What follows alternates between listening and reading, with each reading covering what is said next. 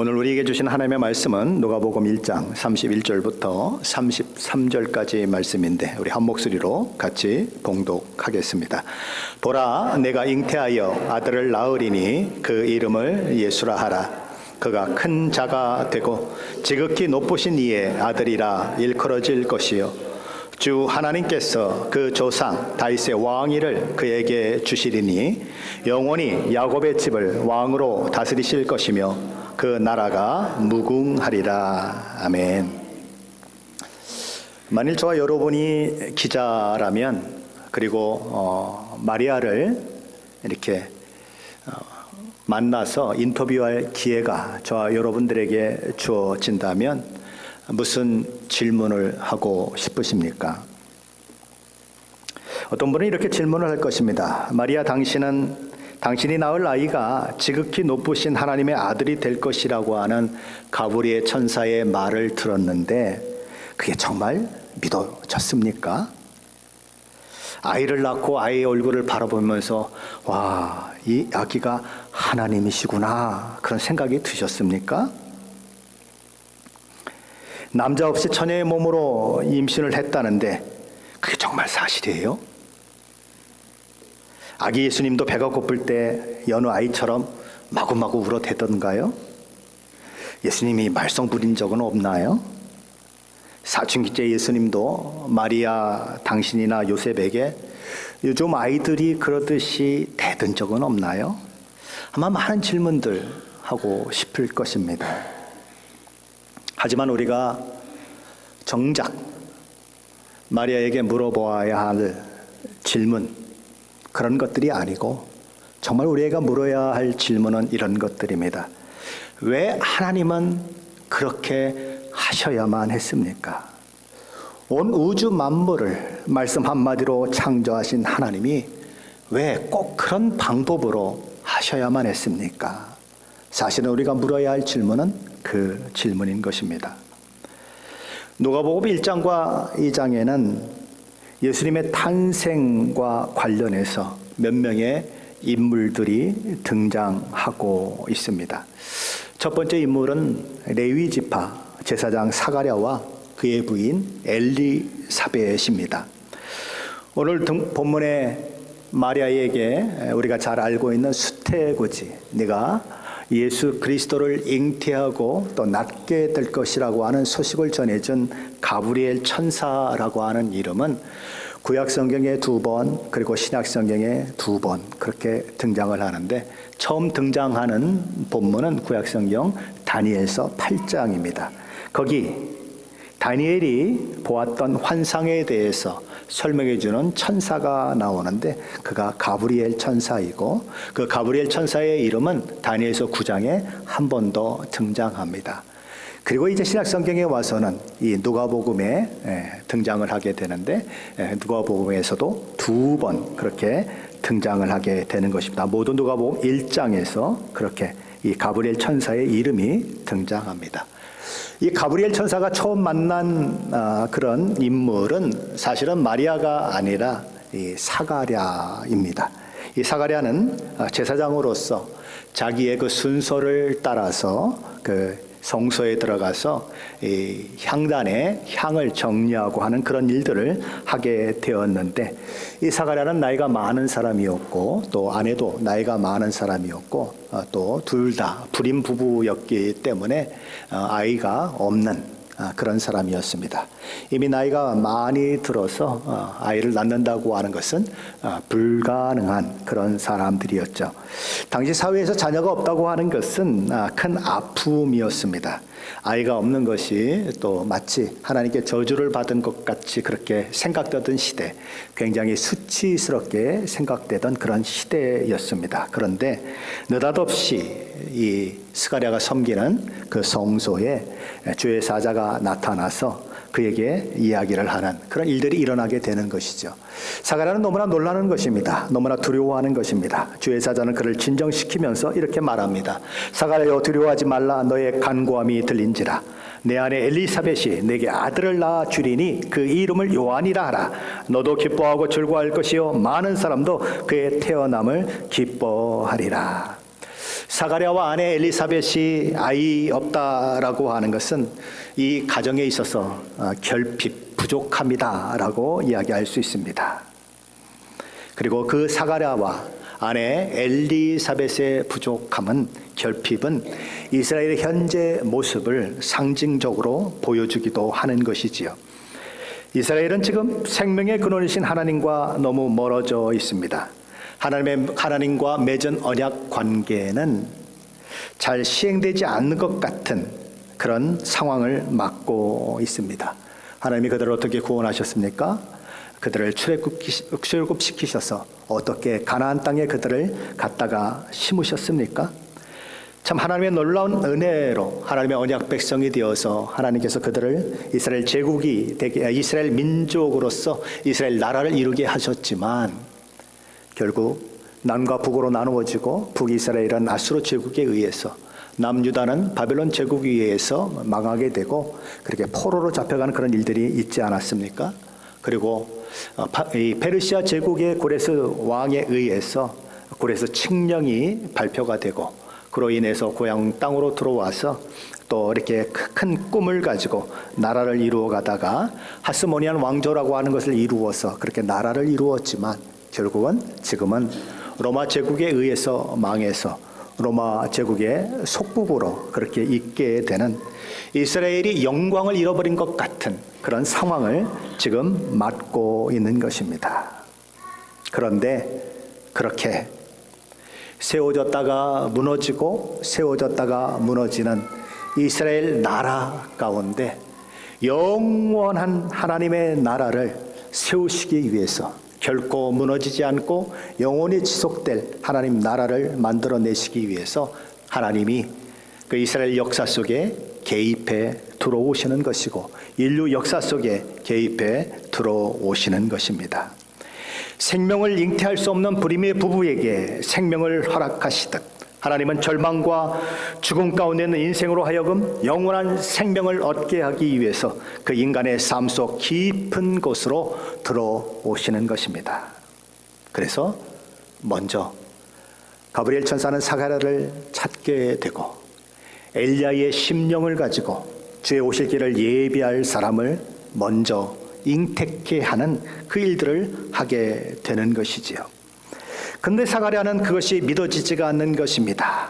가브리엘 천사는 그가 엘리야의 심령을 가지고 주 앞에서 먼저 와서 아버지의 마음을 자식에게 거스르는 자를 의인의 슬기에 돌아오게 하고 주를 위하여 세운 백성을 준비하는 사람이 될 것이다 라고 이야기했을 뿐만 아니라 그의 이름을 요한이라고 하라고 구체적인 이름까지도 가르쳐 주었음에도 불구하고 도무지 믿음이 가지 않는 것입니다.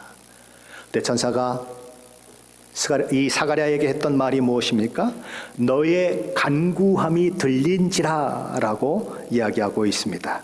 오랫동안 그가 자식을 달라고 하나님 앞에 기도했다는 것이고 이스라엘이 회복될 수 있도록 하나님 도와주십시오라고 기도했다라는 것입니다.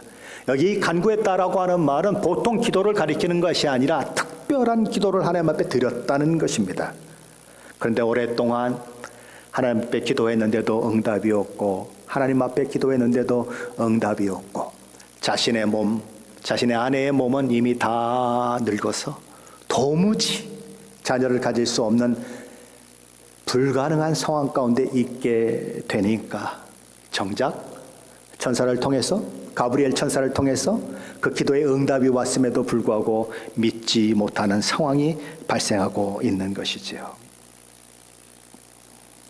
그래서 그는 요한이라고 하는 이름을 짓기까지, 그가 난 지 8일 만에 할례를 받고 이름을 짓게 되는데 그때까지 사가랴는 말을 못하는 그런 일들이 이제 일어나게 되는 것입니다. 하나님은 참 재미있으시지요. 왜 말을 못하게 만들었을까요? 이런 생각을 해보는 것입니다. 믿음 없는 말을 하느니 차라리 벙어리가 되는 게 낫지. 하나님의 메시지예요. 하나님이 하시면 하는 거지. 아니 그리고 지가 그렇게 기도해 놓고 막상 응답이 오는데 믿지 못할 건 또 뭐람. 그래, 믿음이 없는 말 하려면 차라리 벙어리가 되어서 있어라 하는 그렇게 하신 것이지요. 그래서 그는 벙어리가 되어 지내는 가운데 자신의 아내의 배가 점점 불러오는 것을 보게 되는 것이고, 결국은 자신의 믿음과 상관없이, 자신의 기대와 상관없이 자신의 아내를 통하여서 요한이 태어나는 것을 보게 되고, 그 요한이 주님 오실 길을 주님보다 6개월 먼저 태어나서 준비하고 예비하는 광야에 외치는 자의 소리를 감당하는 그 모습을 보게 되는 것입니다. 요한은 약대의 털옷을 입고 광야에 외치는 자의 소리가 되어서 주님이 하나님의 아들이심을, 그리고 세상 죄를 지고 간 하나님의 어린 양이심을 드러내는 그 역할을 하게 되는 것이죠. 누가복음의 예수님의 탄생과 관련해서 등장하는 두 번째 인물은 마리아와 요셉입니다. 엘리사벳이 잉태한 지 6째 딸이 되던 때에 가브리엘 천사는 누구도 잘 알고 있는 이스라엘의 수도요 영광스러운 장소인 예루살렘이 아니라, 그리고 레이지파 제사장 가문과 같은 명문 가문이 아니라 아무도 주목하지 않는 시골 동네, 천한 것들, 못난 것들이 사는 동네 나사렛의 이름 없는 소녀 마리아를 찾아왔던 것이죠. 그 당시 나사렛 출신이라고 불리우는 것은 굉장히 불명예스러운 것이고, 촌딱, 시골놈 이런 취급을 받는, 아주 멸시 천대를 받는 그런 표현이었습니다. 그래서일까요? 구약 성경을 읽어보면 나사렛이라고 하는 이름이 전혀 나오지 않습니다. 유대인 초대 역사가였던 요세푸스의 기록에도 나사렛은 나오지 않습니다. 그 유명한 탈무드에도, 그리고 미시나라고 하는 이 토라의 구전이라고 그러죠. 귀로 들려져서 왔던 그런 구전에도 나사렛이라고 하는 이름은 나오지 않습니다. 그만큼 촌동네였다, 알려지지 않은 동네였다라는 거죠. 그런데 가브리엘이 그 동네에 살고 있는 마리아를 찾아왔다라는 것입니다. 마리아는 요셉이라고 하는 그런 청년과 약혼을 하고 이제 1년이 되면 결혼을 해야 하는 그런 상황권에 있는 처녀였습니다.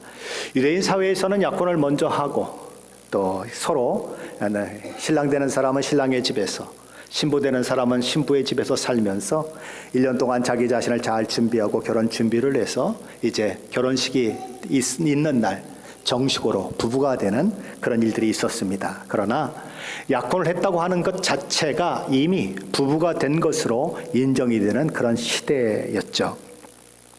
그러니 아직 서로 신방을 차리지는 않았지만 둘은 부부요. 이제 1년 뒤에는 그렇게 정식 부부가 되는 그런 일들 가운데 있는 이 마리아를 누가 찾아왔는가? 가브리엘 천사가 찾아왔다라는 것입니다. 천사는 그에게 이렇게 말하는 것이죠. 은혜를 받은 자여 평안할지어다. 주께서 너와 함께 하시도다.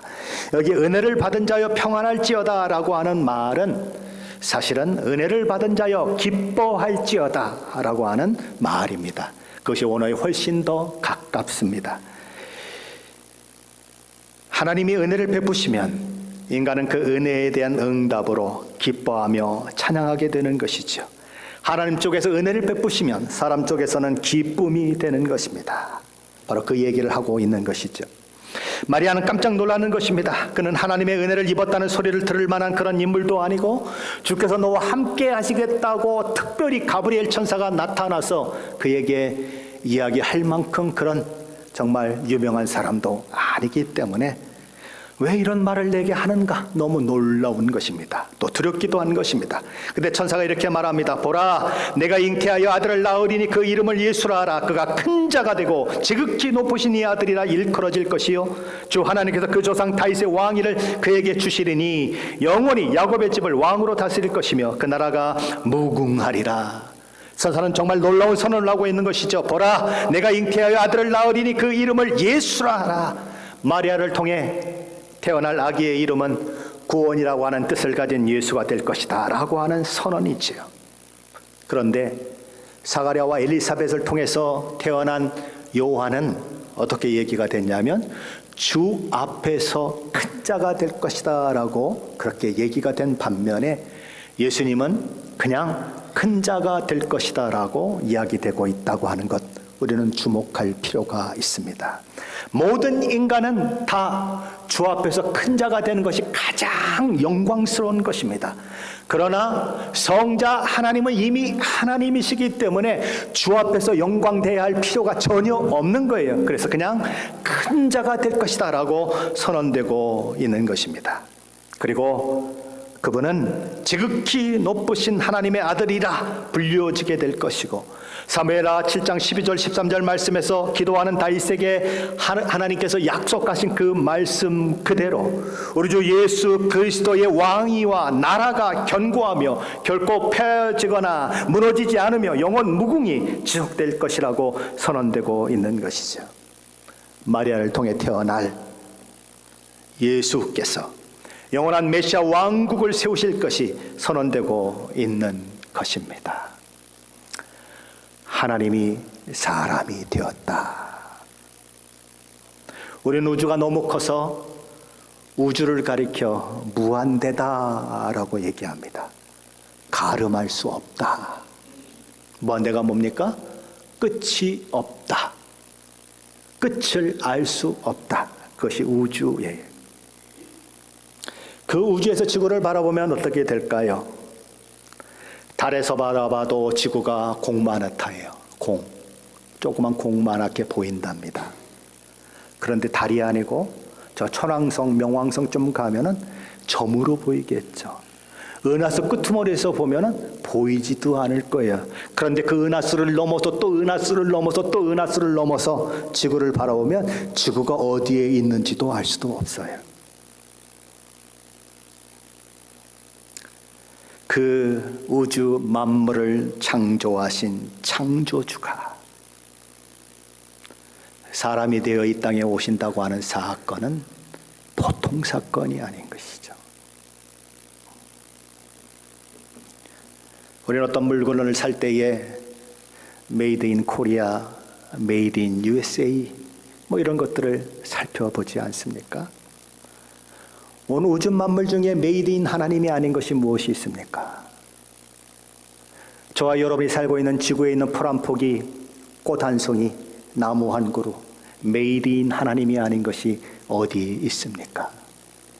모든 것이 하나님의 작품이고 하늘의 별들도 이름을 불러서 궁창에 다 있게 하신 분이 하나님이신데, 그 하나님이 창조주이신 하나님이 피조물인 인간의 몸을 가지고 이 땅에 오셨다. 도무지 이해할 수 없는 기이한 일인 것입니다. 그것도 뭐 어마어마하게 큰 나라에 오는 것이 아니고 강원도만한, 한국의 강원도만한 땅인 유대 땅에 오셨다. 그리고 무슨 뭐 왕의 자녀로 오는 것도 아니고 저 시골 구석에 촌구석에 살고 있는 소녀 마리아의 배를 통하여서 오셨다. 이거는 정말 기이하고 기이한 일이 아닐 수 없는 것이지요. 성자 하나님이 성육신하셔서 아기로 이 땅에 태어나신 것입니다. 온 우주를 우리가 소위 말하는 순간 이동하듯이 이 우주 끝에서 저 우주 끝을 아무런 시간의 변화도 없이 움직일 수 있는 그분이 두 다리를 가지고 걸어야 하는 분으로 오셨습니다. 여기서 시애틀까지 걸어가려고 그러면 하루 종일 걸어서 힘들어서 걸어가야 하는 그분으로 오셨습니다. 지치면 쉬어야 하고 배고프면 먹어야 하고 목마르면 마셔야 하는 분으로 오셨습니다. 주님은 태어나서 고개도 가누지 못해가지고 한참의 시간이 지나야 고개를 들고 부모를 쳐다보는 그 모습으로 오셨습니다. 기는 것을 배워야 하는 그 모습으로 걸음마를 배우다 넘어지기를 수도 없이 반복하며 겨우 걸음마를 배우고 걸어야 하는 그런 인간으로 오셨습니다. 소년기, 청소년기, 청년기를 지내야 하는 그런 분으로 오셨습니다. 그것이 인간이 되었다는 의미인 것입니다. 가브리엘의 이 말을 듣고 마리아는 너무 놀라 묻는 것이지요. 나는 남자와 잠자리를 같이 한 적이 없는 사람입니다. 그런 내가 어찌 아기를 잉태할 수 있단 말입니까? 그러자 천사가 이렇게 얘기합니다. 성령이 내게 임하시고 지극히 높으신 하나님의 능력이 너를 덮으시리니 이러므로 나실 바 거룩한 이는 하나님의 아들이라 일컬어지리라. 창세기 1장에 보면 땅이 혼돈하고 흑암이 기쁨 위에 있을 때에 하나님의 영은 수면 위에 운행하시니라 라고 말씀하십니다. 성부 하나님과 성자 하나님과 창조를 하셨던 성령 하나님이 그 창조의 능력으로 마리아를 덮으셔서 그 안에서 생명이 잉태하게 하실 것이다 라고 선언하고 있는 것이지요. 믿기가 어려운 말을 들은 이 마리아에게 가브리엘 천사는 얼마 전에 6개월 전에 무슨 일이 있었는지 그리고 지금 무슨 일이 일어나고 있는지를 이 마리아에게 설명을 합니다. 너 네 친족 엘리사벳을 알지? 그가 얼마나 나이가 많고 그리고 아이를 잉태한다고 하는 것이 불가능을 1000번을 외쳐도 부족할 만큼 불가능한 것 알지? 그런데 그가 잉태하여 6개월이 되었다. 대저 하나님의 모든 말씀은 능치 못함이 없느니라. 네가 처녀로 잉태하는 것도 그 능치 못함이 없으신 하나님의 말씀으로 되어지는 것이다. 누구처럼? 너의 친족 엘리사벳이 불가능한 가운데에서 잉태하여 이미 6개월이 되어 있는 것처럼 그리 될 것이다. 마리아는 그래서 자신이 불가능하다고 생각했던 그런 마음들을 내려놓고 하나님 앞에 무릎을 꿇고 이렇게 이야기하는 것이죠. 주의 여정이 오니 말씀대로 내게 이루어지이다. 그렇게 해서 600여 년 전에 이사야 선지자를 통해서 보라 처녀가 잉태하여 아들을 낳을 것이요 그의 이름을 임마누엘이라 하리라 예언되었던 그 말씀이 저 시골 이름도 빛도 없는 한 소녀의 순종을 통해서 이루어지게 되는 것입니다. 누가복음에서 예수님의 탄생과 관련해서 등장하는 세 번째 인물은 당시 세계를 호령했던 로마 황제 아구스도입니다. 그의 본 이름은 가이우스 옥타비아누스입니다. 그럼 세금 징수 혹은 군 징집 등을 위해서 자기 속국에 속한 백성들에게 인구조사를 실시하도록 명령을 내리게 됩니다. 이 인구조사는 자기가 살고 있는 곳에서 하는 것이 아니라 자기 호적이 있는 본적이 있는 곳에 가서 해야 했어요. 그래서 마리아와 정혼한 요셉은 베들레헴으로 가지 않을 수가 없게 된 것이죠. 그래서 만삭이 된 아내를 데리고 베들레헴을 향해서 가는데 나사렛으로부터 베들레헴까지의 거리는 약 144km 정도 떨어진 거리에 있습니다. 만삭이 된 아내를 데리고 144km를 가려고 하면 많이 힘들었을 것입니다. 시간이 많이 지체되었을 것입니다. 그래서 다른 사람들보다 더 늦게 베들레헴에 도착했을 거예요. 마리아는 진통이 시작되는 것을 느끼는 것입니다. 그리고 진통이 점점 빨라지는 것을 느끼는 것이죠. 진통이 점점 막 빨라지면 어떻게 되죠? 아기 낳을 때가 됐다는 거죠. 베들레헴에 도착했을 때 그 일이 일어나는데 이미 다른 사람들이 먼저 와서 다 방들을 다 차지하고 있음으로 인해서 마리아와 요셉은 빈 방을 찾을 수가 없는 것이지요. 그런 이유 때문에 짐승의 구유와 먹이 등이 보관되어 있는 창고 같은 방을 겨우 얻어서 거기에 마리아는 자리 잡고 있게 되는 거죠. 이 구유는 어떤 구유일까요? 말구유일까요? 아니면 다른 구유일까요? 성경은 구유라고 얘기하고 있지 말구유라고 절대 이야기한 적이 없어요. 근데 사람들은 말구유라고 이야기를 합니다. 왜 그렇죠? 성경이 처음으로 번역될 때 미국 사람들이 말구유라고 번역을 했기 때문에 그래요. 그렇죠. 미국은 구유 그러면 당연히 말구유죠. 그러나 성경을 전체를 다 뒤져봐도 말구유는 없어요. 성경에 나오는 구유는 딱 두 가지입니다. 낙타구유, 또 하나는 뭘까요? 소구유. 소도 구유를 알고 이러면서 이사야서에서 막 이스라엘 백성들을 책망하는 말씀이 나올 때 소구유가 나옵니다. 그리고 뭐 낙타구유야 많이 나오죠. 그냥 구유예요. 낙타구유 혹은 소구유일 줄 몰라요.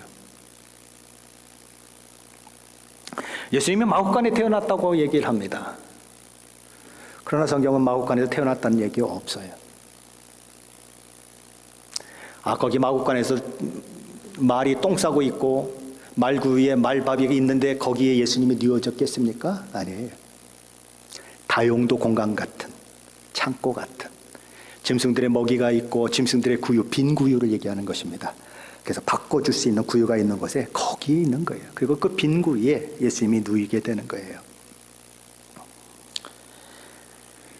구유에 아기 예수님이 베이비 클립 역할을 하는 그 구유에 이제 마리아를 통해서 해산이 되어서 놓여지게 되는 것이죠. 베들레헴의 이름의 뜻이 뭐죠? 떡집, 떡집, 떡집. 떡집에,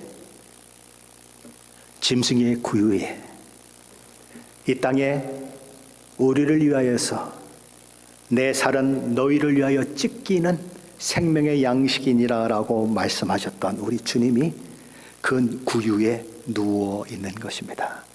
구유에 누워 있으면 누구의 밥이 되는 거죠? 짐승의 밥이 되듯이 저와 여러분을 위해서 생명의 살을 주실 그 예수님이 떡집이라고 불리우는 베들레헴에 바로 그 구유에 누워져 있게 되는 거죠. 근데 마리아는 어떻게 거기 오게 되었을까요? 마리아는 어떻게 거기 오게 됐죠?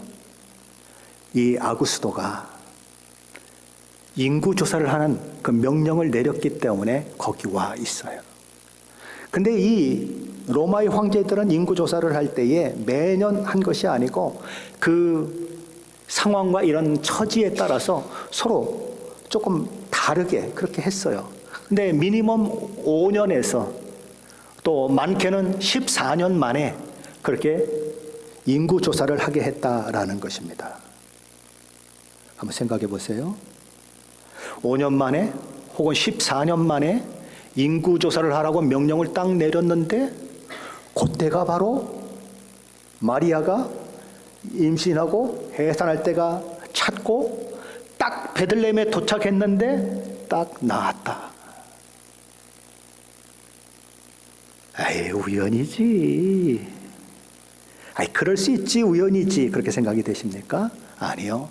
하나님이 모든 것들을 다 주장하시고 인도하셔서 미가서의 5장 2절에 이렇게 얘기되어 있습니다. 베들레헴 에브라다야, 너는 유다 족속 중에 작을지라도 이스라엘을 다스릴 자가 내게서 내게로 나올 것이요 그의 근본은 상고의 영원에 있느니라. 세상의 인간 중에 영혼에 있는 그 근본이 영혼에 있는 사람이 누가 있습니까? 아무도 없어요. 하나님밖에는 없어요. 영혼에 있는 분이 누가 있어요? 영혼부터 영혼까지 살아있는 분은 하나님밖에 없잖아요. 바로 예수 그리스도의 탄생을 어디서 태어난다?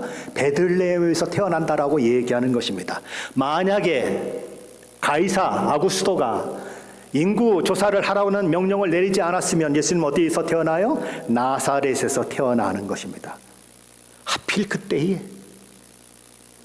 마리아가 배가 남산만해져가지고 해산할 때에 베들레헴에 도착을 했고 거기서 나와서 성경의 말씀이 그대로 이루어지더라라는 것이죠.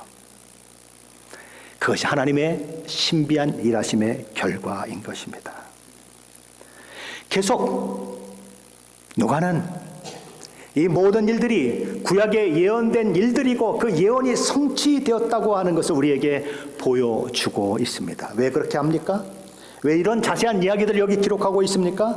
누가복음 1장 3절로 4절은 그 이유를 이렇게 설명합니다.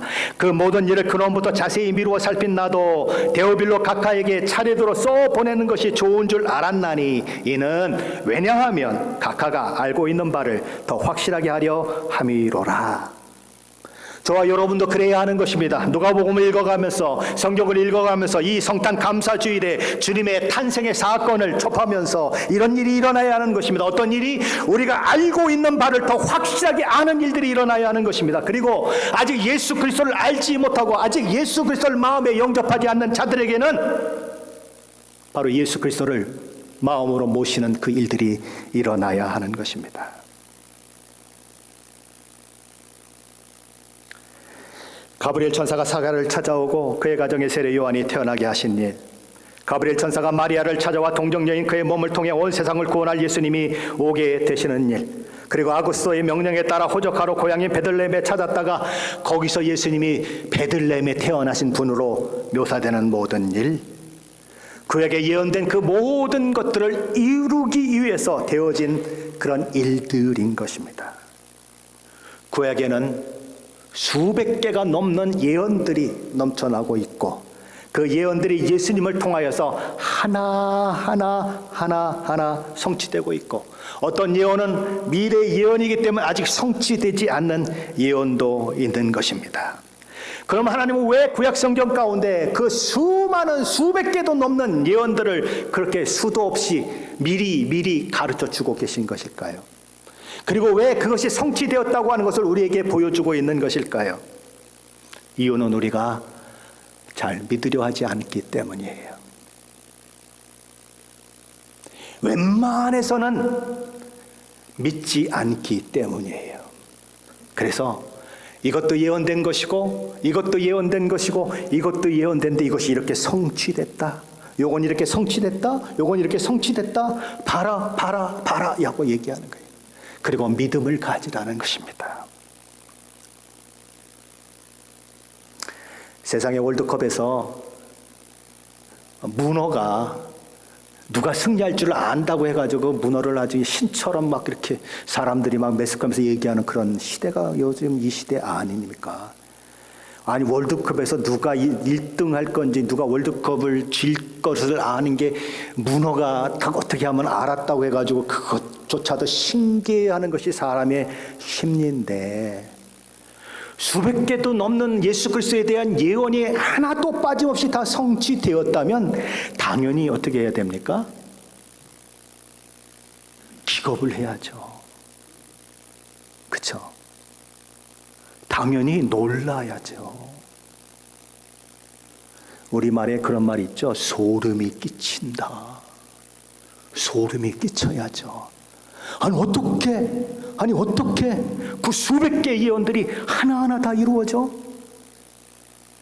대단한 거죠.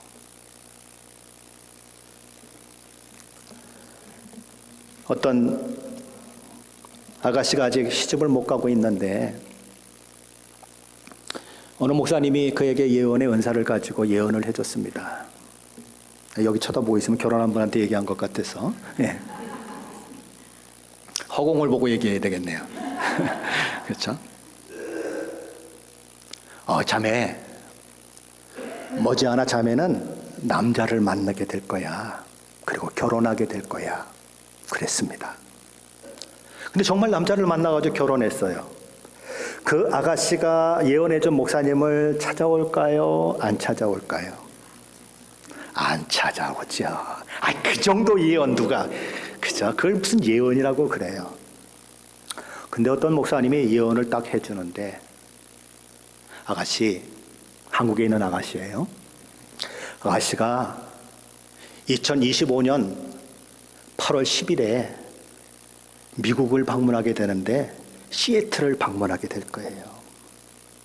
근데 시애틀을 방문했다가 어디 이렇게 공원에 가가지고 산책을 하는데 어떤 남자를 보게 될 건데 독일 사람일 거예요. 근데 그냥 모르고 지나치려고 그러는데 어떻게 딱 부딪혀가지고 눈이 딱 맞아가지고 그 사람하고 결혼하게 될 건데, 그래서 12월 24일 날 자매가 결혼하게 될 거예요. 근데 때마침 한국에도 눈이 막 10일씩 막 엄청나게 내리고 막 다른 곳에도 눈이 많이 내려가지고 당신 아버지 어머니도 못 오고 당신 친척도 못 오고 오직 시애틀에서 당신하고 남편 될 사람하고 그리고 목사님하고 몇 명만 모여서 결혼식을 하게 될 거예요.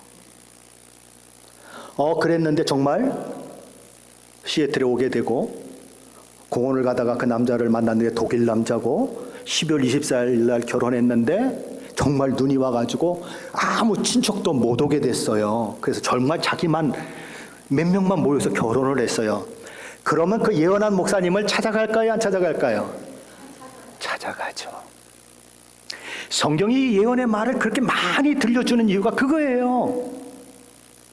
그냥 너 어떤 남자 만나서 결혼할 거래 이게 아니고 구체적으로 어디서 태어나고 누구를 통해서 태어나고 어떤 일이 있고 죽을 때는 어떤 일이 있고 누가 뭐라고 욕을 하고 이것까지도 다 기록이 되어 있다고요.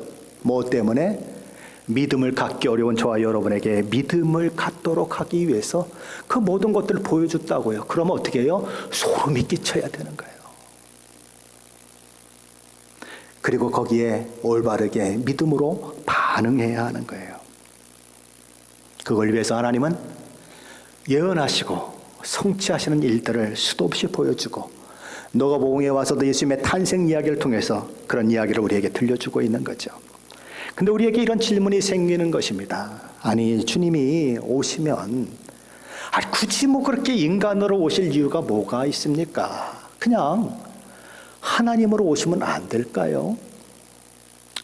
그래서 하나님이 오셨는데 인간의 모습만 싹 걸치고 오셨어요. 인간은 아닌데 겉모습만 인간의 모습으로 오셨어요. 그러고는 하나님이 그 겉모습만 한 하나님이 십자가에 못 박는 척을 하셔. 그러고는 뭐 그냥 뭐 하나님이니까 죽을 수도 없죠. 그죠? 근데 뭐 부활했다고 뭐 거짓말 쳐. 이러면 이게 되겠습니까? 안 되는 거죠.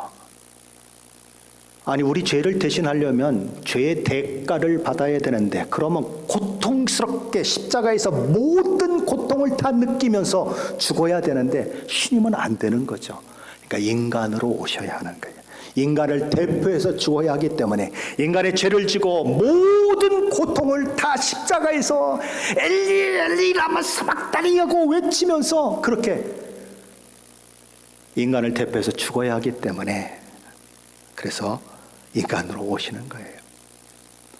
이런 질문이 또 생길 수 있어요. 아니 그러면 인간으로 기왕 오실 거면 그냥 부부관계를 통해서 오시면 되지. 왜 요즘 사람들이 어떻게 처녀가 애를 낳아요? 우리가 전도하려고 그러면 자꾸 시비 걸고 그런데 꼭 그렇게 처녀를 통해서 오셔야 해요?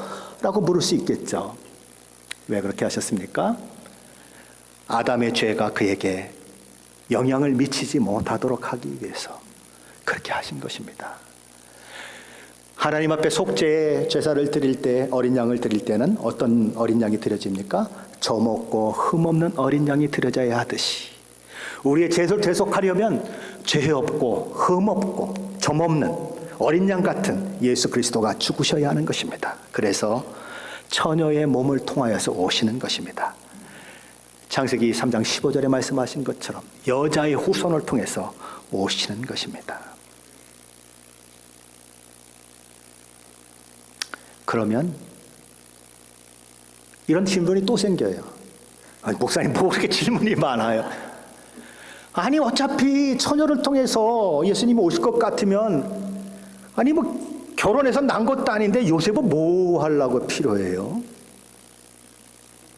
어차피 처녀로 오면 남편 없어도 되는데 뭐 하려고 또 남편을 만들어놔 가지고 요즘 와가지고 무슨 그 남편을 이제 있는데 이 마리아는 그냥 처녀로 예수님만 낳고 그 다음에 아들 낳은 적도 없다. 그냥 계속 그렇게 그냥 거룩하게 지내다 갔다. 그래서 성경에 나오는 마리아의 아들들이라고 얘기하는 사람들은 다 사춘들을 얘기하는 것이 이거 엉뚱한 소리 하는 사람들이 있잖아요.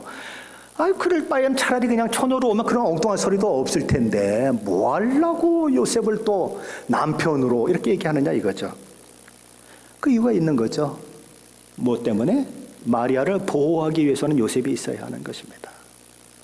요셉이 그를 아내로 맞이하지 아니하면 그는 어떤 남자와 그렇게 불륜을 저질러서 아기를 가진 여자로 그렇게 정죄가 되고 율법에 따라서 돌에 맞아 죽을 수밖에 없는 거예요. 한번 생각해 보세요. 처녀가 배가 불러오는데 이거 하나님이 주신 거예요 하고 떠들면 누가 믿어 주겠어요? 이거 봐라. 뻔뻔하게는 이게 어디서 뭔 짓을 해고 와가지고 배가 불러놓고는 뭐 하나님의 아들이라고 이게 안 되는 거예요. 근데 남편도 그걸 인정하고 아내도 그걸 인정하고 그러면서 이게 진짜 하나님의 아들이구나라고 하는 것을 마리아를 통해서만 아니라 누구를 통해서도 요셉을 통해서도 증거가 되게 하셨다라는 거죠. 또 이제 문제가 하나 또 생겨요. 또 질문이 하나 또 생깁니다. 무슨 질문이에요? 그러면 마리아하고 요셉 사이에서 예수님이 태어난 게 아니면 생물학적으로, 생리학적으로 예수님이 요셉의 아들입니까? 아닙니까? 어려워요. 감사합니다. 고개 좋으신 분, 아멘. 아니죠. 법적으로는, 그렇죠? 법적으로는 아들로 인정이 되지만 생리학적으로는 피가 요만큼도 섞이지 않았잖아요. 그렇죠? 맞죠? 우리 말을 그냥 쉽게 말하면 피가 요만큼도 섞이지 않았잖아요. 그러면 요셉이 다윗의 자손이기 때문에 예수님이 다윗의 자손이라고 얘기되는데 그게 말이 됩니까? 라고 누가 우리 장로님한테 물어봤어. 그럼 뭐라고 대답하실래요? 그 생각도 못 해봤네. 맞네.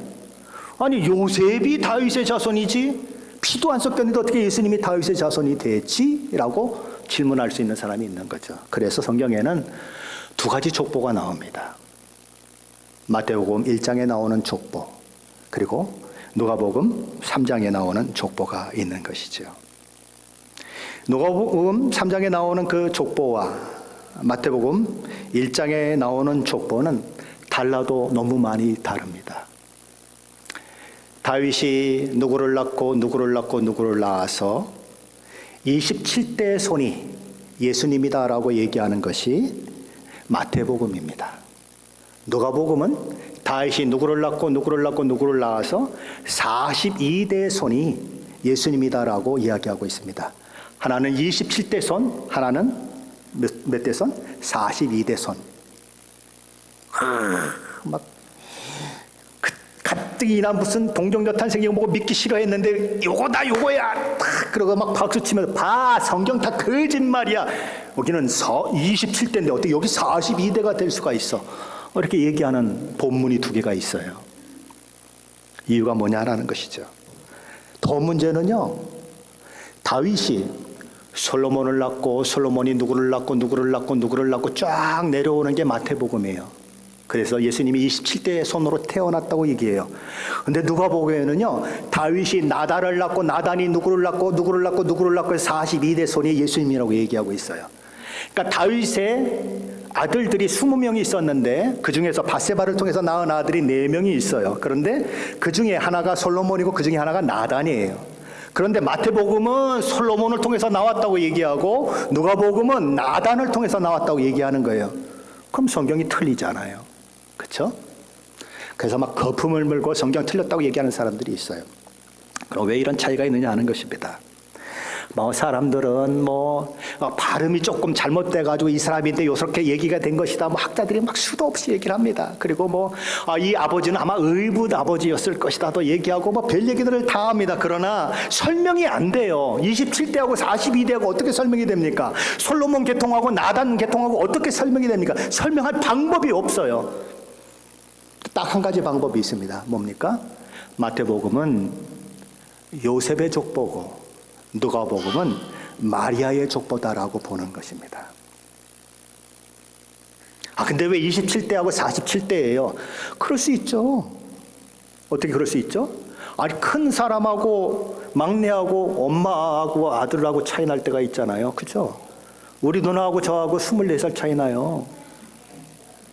그럴 수 있잖아요. 그러면 여기는 이 맞이하고 결혼하거나 뭐 이렇게 결혼하는 이런 관계에 되면 여기 27대가 돼서 여기는 42대가 충분히 될 수 있는 거예요. 근데 문제는 3장 23절 때문에 좀 문제가 돼요. 3장 23절 한번 같이 보시죠. 누가복음 3장 23절입니다. 같이 있습니다. 누가복음 3장 23절입니다. 예수께서 가르치심을 시작하실 때에 30세쯤 되시니라. 아직 못 찾으셨어요? 다시 한번 읽습니다. 시작. 예수께서 가르치심을 시작하실 때에 30세쯤 되시니라. 사람들이 아는 대로는 요셉의 아들이요. 예. 제가 거기까지만 적었군요. 예. 요셉의 아들이요라고 얘기하고 있다는 거예요. 그럼 이걸 어떻게 해결할 거냐는 거죠. 우리가 여기서 주목해야 하는 것은 사람들이 아는 대로라고 하는 말씀이에요. 성경은 성령의 감동으로 주어진 말씀입니다.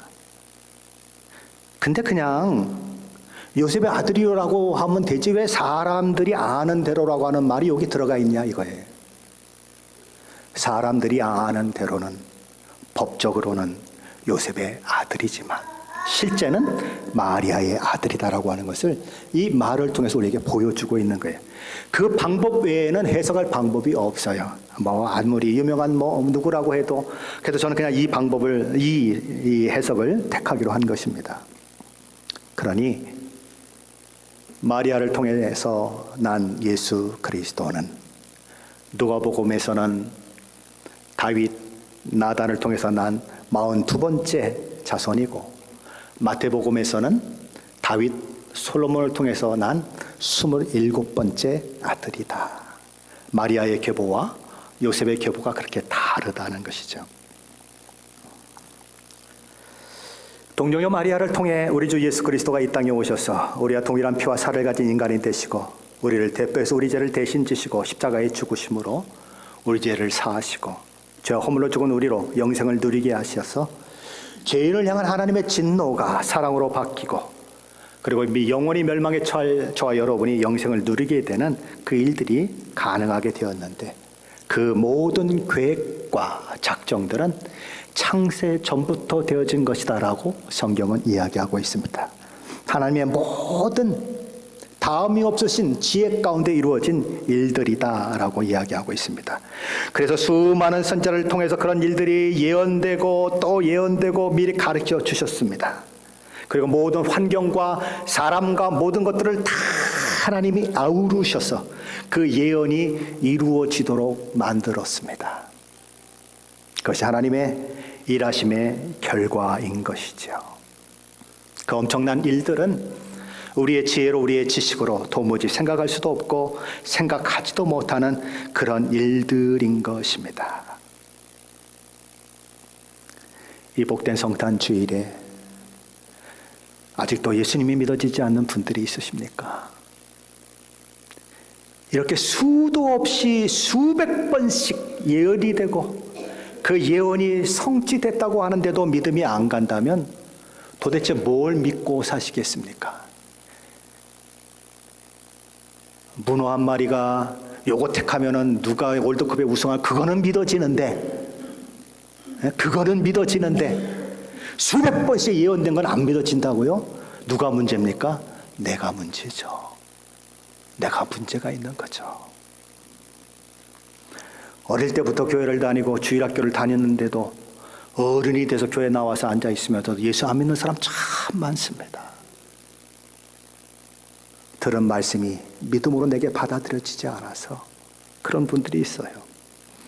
오늘 이 성탄의 메시지를 듣고 저와 여러분은 끊임없이 하나님의 예언하신 그분이 성취되어 나타나시고 우리를 구원하신 구주가 되셨다는 이 사건 앞에 마음을 열고 그것을 받아들이고 믿음으로 반응해야 하는 것입니다. 왜냐하면 소름 끼칠 정도로 하나님이 그 일들을 이루어내셨기 때문에 그래요. 우연은 없습니다. 하나님의 모든 것들을 다 아우러서 하나님의 예언의 말씀을 이루어지게 하시는 거예요. 그건 하나님만 하실 수 있는 거예요. 인간은 그게 안 되는 거죠. 막 굉장히 친한 사람도 야, 이건 너만 알고 있어야 돼. 그러면 그 다음날 가면 다 알려져 있잖아요. 그게 우리 인간이잖아요. 솔직히. 예? 하나님만이 하실 수 있는 일이에요. 그 하나님이 저와 여러분에게 하셨던 일들, 누가가 누가복음을 기록하면서 데오빌로 각하에게 그가 알고 있는 것을 또 확실하게 하기 위해서 이 말씀을 기록했다라고 얘기하고 있는데, 말씀을 읽으면 읽을수록, 말씀을 들으면 들을수록 저와 여러분의 믿음이 확실해지고, 내가 예수 믿는다고 하는 것이 이것이구나, 내가 구원받았다고 하는 것이 이것이구나, 하나님이 내게 이런 일을 행하셨구나라고 하는 고백이 넘쳐나서 그 사랑 때문에 감동하고, 그 사랑 때문에 기뻐하고, 누가 뭐라고 했던 하나님을 위해서 살려고 하는 마음이 생기고, 하나님 앞에 헌신한 그 마음이 너무 즐겁고, 하나님을 섬기는 그 즐거움이 너무 커서 기쁨으로 감당하는 일들이 저 여러분 가운데 있으시기를 예수 그리스도의 이름으로 간절히 축원합니다.